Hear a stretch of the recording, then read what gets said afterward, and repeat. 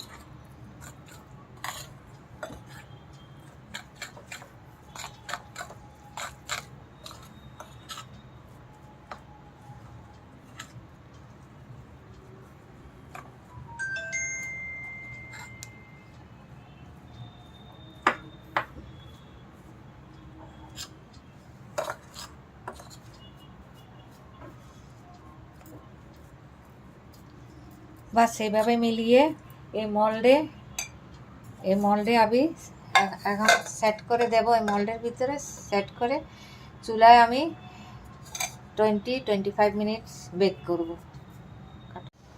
1 চামচ teaspoon baking powder দিলাম লাস্টে, আর মিল্ক ক্রিম 1 কাপ, 1/3 না, 1 কাপ দিলাম, 1/3, এটা ভুল হয়ে গেছে আমার। 1 কাপ কোকোনাট পাউডার ফ্লাওয়ারতে 1 কাপে দেবেন মিল্ক, কোকোনাট মিল্ক ক্রিম, যেটা আপনাদের ইচ্ছা আপনারা ওইটাই দিতে পারেন। মিল্ক প্রিহিট করে রাখলাম 10 মিনিট। এটা এখন 25 থেকে 30 মিনিটের ভিতরে হয়ে যাবে। এখন মিডিয়াম আছে 25 থেকে 30 মিনিট। উপরের দিকটা লাল হবে না, নিচেরটা হবে। ওভেনে দিলে 2 দিকে লাল হবে, চুলাতে 1 দিকে লাল হবে। মিডিয়াম আছে হবে।